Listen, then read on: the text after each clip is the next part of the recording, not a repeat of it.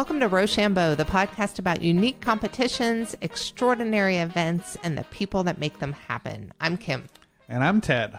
Welcome. Happy to have you guys here. This is a special episode. There was a competition that we covered back at the beginning of RoShamBo called Gurning. Yes. Gurning is the art of making hideously funny faces. Such a weird sport, and bless them for doing it. Yeah, good stuff. And Ted got to go to merry old England. I did. And participate in the Gurning competition. I did. I met all those guys, and I competed, and I did not make a very good face, but it was you had fun, right? Yeah, it was a weird evening, but it was great. That's so cool. And Ted was nice enough to gather some audio while he was there. So that's really what we wanted to present to you guys this week, was something new, and it's Ted's trip report from Gurning. But first, for those of you who haven't heard the Gurning episode, that's what you're going to hear right now. And if you have already heard the Gurning episode, feel free to go ahead and skip about 20 minutes in, and you can pick up right with Ted's trip report. Enjoy. Sort of push my face out. Take my top dentures out and I turn my bottom dentures upside down. My bottom jaw, I push out as far as I can And roll your bottom lip over your nose. Okay, I'll start us off by pulling a face. Okay, so what Ted means by pulling a face, what he's doing right now is, well, you're looking pretty ridiculous. Mm-hmm. His cheeks are all puffed out. His eyes are crossed. He's got his tongue hanging out to the side. This is not a good look, but it is the art of Gurning. Thank you for saying that was not a good look, because I don't want to have to do that ever again, because that kind of hurt. Apparently I need less teeth. Maybe you do, actually. We can get to that in a minute. But for now, Ted, what is Gurning? Okay. Gurning is a competition based around what some people call grimacing or pulling a face, and the goal is to try and make your face look as ugly or ridiculous as possible. Basically, it's making a funny face. Funny, hideous face. A funny, hideous face. The most hideous face you can make from your face. The World Gurning Championship takes place each year in England during the Ergmont Crab Fair. The fair is a local celebration that includes music, food, fun, and, of course, gurning. We caught up with Stephen Foster, the chairman of the World Gurning Championship. He told us that gurning has been around for a really, really, really long time. Well, we know that the crab fair itself, that was the whole thing, not just the gurning, started in 1267 by royal charter from King Henry II. And so this is a special year for us. This is our 750th anniversary, so we're making the most of it. Yeah. 1267. That is a really, really long time ago. All right, what is going on in 1267? 1267 is the Middle Ages. It's medieval times. It's during the Crusades. That's like the time Marco Polo, remember him? That's when he started on his adventure. It's before the fall of Constantinople. It's before the Renaissance period. They had time to sit around the fields outside of the castle and make funny faces. I guess they did. And if you look up 1267 or what are the major events of the 1200s, Gurning is actually one of them. So it's been around for a really, really, really, really long time. So like the things that have been around forever are wars, famine, and gurning. That's right. It is so hard to imagine 750 years of anything. Nonetheless, right. 750 years of people making silly faces. And if you look at the history on gurning, it's murky at best, but there's a couple of different versions that stand out. One story is that gurning was originally a competition of who could mock the village idiot the best. Man. Which seems so cruel. Right. Those guys have it rough anyway. Exactly. Or girls, I suppose. Yeah. Don't you hold women down. Right. Girl can be the village idiot. That's right. Another story ties in the UK's history with tobacco. According to the Gurning Explained website. That's a thing. Okay. It said that in rural areas, people used to go to the seaports in hopes of catching tobacco merchants' attention and getting a free pinch of tobacco. They would look at the merchants and grin. They called it grinning for bacca. And often merchants would reward their grinning faces with sweet, sweet tobacco. Oh. Yeah. Well, as time passed, these tobacco enthusiasts aged a little roughly. Maybe they lost some teeth. They got some extra wrinkles, you know, typical stuff. Right. So this particular version of the history of grinning goes that the people who grinned for bacca started to compete with each other to see who could make the strangest or silliest grin and get the most free snuff. And eventually, time changed the word grin to gurn. That is hilarious. Yeah. All right. And then fast forward 750 years and gurning is still going strong. And each year they crown a world champion. So I guess this would be a good time to ask, just how does someone become the world champion gurner? The contest is judged by the extent to which the person's face changes. So basically, we always say that if you start ugly and get a tiny little bit uglier, then it doesn't count as much as somebody who starts good and ends up ugly. So once again, good-looking people have the advantage. That does not seem fair. No, it does not. No.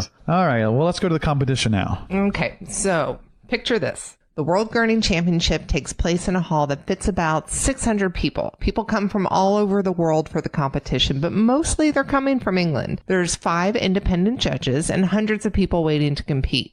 There's so many divisions in Gurning. There's a juniors, a women's, a seniors, and of course, there's those competing for the title of World Champion. So, when competitors get up on the stage to compete, rule number 1. They have to stick their head through a large horse's collar or bracken to qualify. I mean, I think putting your head through a horse's collar is going to make you make a funny face.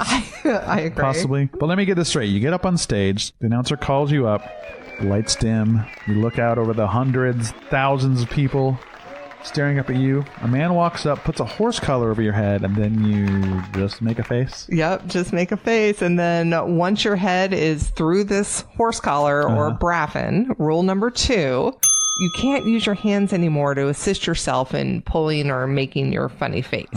So, Ted, the bracken is definitely the oddest part of this already odd competition to me. And when we asked folks why they use the bracken, here's what we got a lot of. Well, nobody can really remember.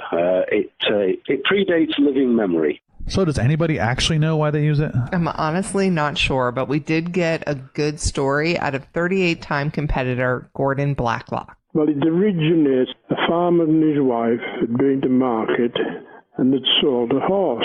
So after they'd sold the horse, they were on their way back home and the farmer was carrying the bracken. Well, the farmer's wife was giving the farmer earache. She was nagging at him. So he just stood and he put the collar over her head and said, "Stop your gurning." The old yammering farmer's wife bit. Oh, boy. So for 750 years, they've been making jokes about wives talking too much? Yeah, I guess so. Man. Well, Gordon would know. He started gurning 38 years ago and has won or placed many times over the years. Gurning has allowed him to travel all over the world and even made him a little bit famous. You may know him as the Bitter Beer Face Guy. Bitter Beer Face! Yes, I was once in Santa Monica and I done 3 commercials for Coors Light. One of the WWW wrestlers was in it, in one of the commercials. 2 guys were playing pool and one of them broke off, hit the balls, and the white ball went over the table and landed in some lady's soup. And the guy who was the wrestler was Goldberg. He stood up and said, "What are you going to do about this?" And all of a sudden, he had the guy spinning, and after it stopped, it showed my face gurning. And he just sat back down again. My name's Gordon Blacklock. I entered when I was 32 years of age, and this year it'll be my 38th consecutive year. I've never missed one since I started entering. There was once I was on holiday down in Yorkshire, and we'd gone to this club. One of my friends had said, "You fancy pulling your face in here?" And as I started to pull my face, there was a young lady with a tray full of empty glasses heading back to the bar, and she seen me, and she just dropped the tray. Well, I hightailed it out of there, and I thought, I'm not getting the blame for this. I love that story. You know, I can honestly say my face has never caused anybody to drop a tray of glasses. For that, I'm thankful. No doubt. But Gordon is not the only famous gurner, or maybe not even the most famous. It's not like he's met Jay Leno. He has an enormous head. Or, you know, it's not like he met the Queen of England. So that was amazing, really. I mean, to meet the Queen and actually shake her hand and speak with her was probably one of the best things that ever really had to come out of my gurning, really. Yeah, so my name's Tommy Mattinson, and I've been going in the World Championship since about 1984, I think. I was a guest on the Jay Leno show. That was awesome. You know what I mean? He's got a funny face all the time. He has, has, Jay Leno. Believe it, he come in my dressing room and come and had a crack with, like a talk with me. We call it a crack, but he come and had a talk with me and just quite chilled out. And he's not just been disrespectful to him, but he has an enormous head. He does. And he even said, because I had the horse collar with me. Oh, cool. And he said, I won't get my head through that because his head is really, really big. You know, So real quickly here, we're saying that Jay Leno's head is larger than a horse's head. Wow. Yeah, this is the type of investigative journalism that we do here at RoShamBo. Serious stuff. All right, well, enough about our fabulous reporting skills. Let's get back to Tommy Maddington. Tommy has tried a bunch of faces over the years, but it doesn't come easily. It actually takes a good bit of training. I can pull a few different faces, but the one that I've won the championship with the most is the one that I tend to stick with that face. I always call it the wolf because I sort of push my face out. So I sort of took it out. There's a movie called American Werewolf in London. Sure. And I sort of took it off that where the sort of the front of the face pushes outwards. So I always call it the wolf. Usually before a week before the World Championship, I'll start limbering up because, believe it or not, like any muscle in your body, if you haven't been doing it for a bit, say if I practice tonight, my neck and all around my face and jawbone, cheeks, everything will be really, really hurting. Same as when you exercise anything. Tommy first learned about the gurning competition when his father started bringing home his own World Championship trophies. My dad was coming home each year with a trophy, and when I was younger, and he told me it was for winning the gurning, which was pulling a face, and that's what got me into gurning because my father was a world champion. Dad doesn't go in it anymore now, but he won it 10 times. Amazing. Your father must be so proud. Yeah, it's been a good run. So between us, we've had like 26 times we've won it. But I'm not the champion at the moment. Someone else won it last year, so that's got to happen sometimes. You know, I understand that. That's quite the family legacy there. Indeed. But like he said, he is not the current champion. Right. So that brings us to Adrian. My name is Adrian Grivalongi. I'm currently the #1 world gurning champion. We've gone from a village idiot into a world leader. I can't tell you how much I love Adrian's laugh. Yeah. Like, there was a time when I was editing this episode that I just played his laugh over and over and over again. And every time it just got me. This man is too funny. That's a little weird, Kim. I know. You should see what I do with your voice over and over I again. don't want to know.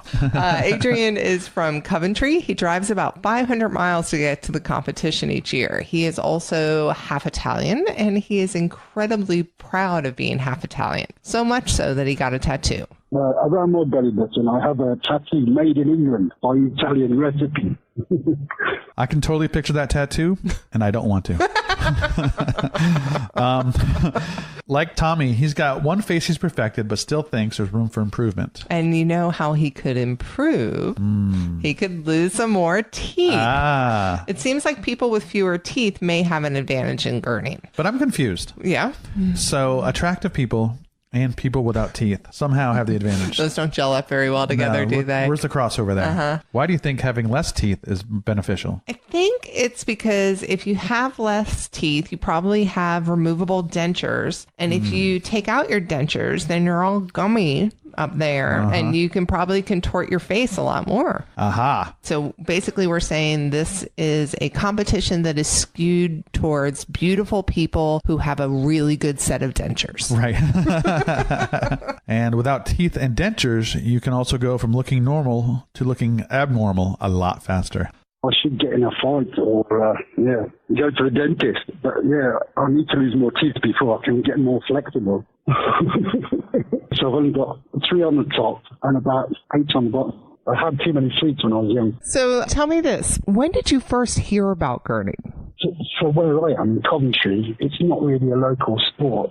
I didn't hear too much about it, but I do remember going to the dentist once and seeing a picture of a gurner, and that really fascinated me. I thought, wow, that was scary. My dad used to take his teeth out, and we used to ask him to read from a newspaper. So, because no teeth, reading from the paper, being Italian, it would be as close to gurning as I would ever see. But if I can make people laugh, how would make us laugh? This is my sport.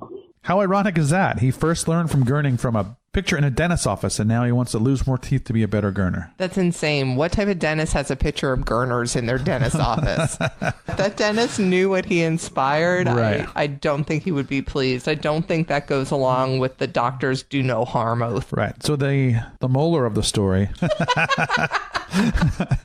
is don't put gurning pictures in your dentist's office. I guess it was a scare tactic, but it certainly didn't work for Adrian. No, it did not. So is there enough money in gurning to warrant losing your teeth or having them removed? No, there's not. There's not much prize money at all offered. But as Tommy explained, there is a really cool trophy. There's a trophy that you get each year if you win, but that goes back the year after. That's, like a memorial trophy. But then you get quite some nice trophies to keep if you win. And obviously someone will get the glory of being world champion. But it seems like mostly everyone we talk to said it's because they love it and it's a lot of fun. People travel from all over the country year after year because they basically acknowledge the uniqueness, and they all say, well, they've never come across anything like it anywhere else. Like for me, it's a way of life now. Once you've been there a few times, it becomes a way of life, and I can catch up with some old friends and some ugly faces. It's like I always say, if us silly devils didn't enter these daft competitions, they would just die. And for something that's run 750 years, you don't want to see it disappear. Very well said, guys. So, Ted, what do you think? Are you ready to knock out some teeth and get serious about this? Not so much. I like my teeth. Also, I'm a little worried I may be in the Jay Leno's head size category. No, you don't have an enormous head like Jay Leno. You do have an above average size head for sure, but that's just to hold your enormous brain. You say the nicest things, Kim. Well, this was a pretty great episode. I liked it. I'm going to keep practicing my gurn, and listeners, you should too. Yes, Ted, we should both take a picture of ourselves gurning and put it on the website. Oh, Lord. And then we should get our listeners to do the same. And listeners, just send that to RoShamBoPodcast@gmail.com. That would be awesome. And then we'll post them up on the website and we'll have a gallery or something and we can all look at each other being really silly. Awesome. And we want to take a second to thank everyone for being so generous with their time. Stephen, Gordon, Tommy, Adrian, thank you guys so much. It was a pleasure to talk to you and to hear your stories. So I also want to take a second to explain why 750 years ago, 1267 and 2018 don't really gel up perfectly. I actually talked to all of these guys last year before the competition in September of 2017. I want to let you guys know that Adrian retained his title last year. Yo, Adrian. Woo! And they're all competing again this September at the Ergmont Crab Festival. And if you want some more information on that, go to ErgmontCrabFair.com. That's EGREMONT crabfair.com. And we'll also have a link on our website, which is RoShamBoPodcast.com. My name is Adrian Zivalongi. I'm the World Gurning Champion and the current World Champion. It could change tonight. And I'm here for RoShamBo Podcast. I recently traveled to Egremont, England, to attend the 751st Annual World Gurning Championships. We got to the Egremont Crab Fair in the afternoon and missed a lot of the activities. Apparently there's a dancing in the streets. There's apple tossing, possibly. We made our way up to the fairgrounds where they're having a lot of fair activities, I suppose you could call it. What we saw was guys on forerunners jumping over tractors, which was pretty awesome. I thought that'd be a Southern United States thing, but apparently it's alive and well in Egremont. We went back to town and went to the community center where the Gurning Championship was being held. Now, we had read that we were supposed to be there by 6 to sign up, so we kind of assumed you get there at 6 and things would start happening. Once we got in, we realized that Gurning was not the only thing on the docket. There was quite a schedule before it, and I'm going to run you through some of that and introduce you to some of the competitors we've been along the way. The first thing listed on the schedule that evening was Entertainer. Turns out Entertainer was an older English man singing karaoke songs. He starts off with a Garth Brooks song, which I found surprising.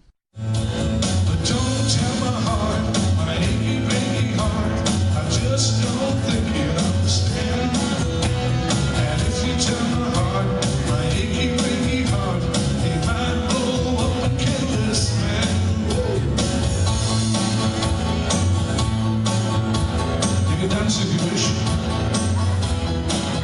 We quite enjoyed the entertainer, and by the end of the night, we were big fans. After that, we had a youth talent competition, which had one participant, and she won. So congratulations to her. It was quite enjoyable. There's also a horn blowing competition where the participants get on stage and blow a horn in the best fashion possible. The winner was a young gentleman who blew it, I believe, in sort of a hunting style. After that, we had the hunting and comedy song portion of the competition. The same young gentleman won with a rousing hunting song about a gentleman and his whips and his dogs. The second place winner was a lady named Emma Powell. She is a playwright and had written a comedy song about cheese. Right up her alley, so I met with her after the competition and got her to sing us a little bit. Have a listen. Got a second in the comic song and hunting song category, which admittedly there were only 2 people in, but no one needs to know that. Right. We won't tell. Yeah. Can you sing a little bit of your song? One of the songs is 1 maca, 2 maca, 3 macaroni, cheddar mozzarella, but never mascarpone. Eat it on your own when you're really, really lonely. Hey, macaroni, cheese. That's awesome, and that is from? That's from Cheese the Musical, which is work in progress. I'm sure it'll be at all big theatres someday. And we'll hear more from Emma a little bit later, but next up, children's Gurning. These are children between the ages of, appeared to be 2 and 15. Some of the little ones were adorable. Crazy, cute little faces. The winner appeared to be about 11 or 12, a young lady. She pulled a great face. It was amazing. In between, we had intermissions where they were playing popular American hits and people were dancing. It was quite a festive atmosphere. The hall filled up to capacity, or near capacity. Filled up at least the bar at the back of the room, which was a hit. Then we moved on to the ladies' Gurning. The ladies' Gurning was won by Egremont's own Claire Spedding. I think this was her 4th time in a row winning. I did not get a chance to talk to Claire, but I did talk to second place winner Tyree Dawson about how she got into Gurning and how it's become a family affair. My name's Tyree Dawson. Tyree, why are we here tonight? So I live about an hour away.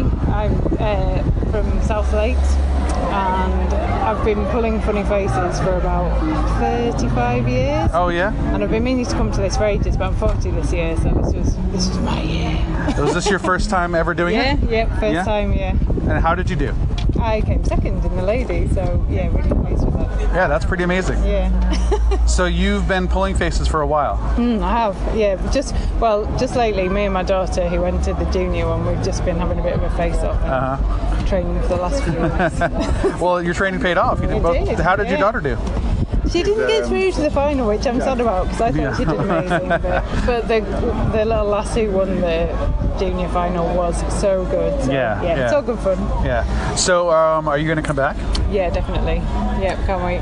Awesome. How did you hear about Gurning, or have you known about it for a while? I think I grew up in the country and we didn't have a right lot to do in the summer. Right. So, yeah, we just pulled faces and rolled our tongues and did random things. And yeah, it was good. Then I followed up with our 3rd place women's winner, Emma Powell.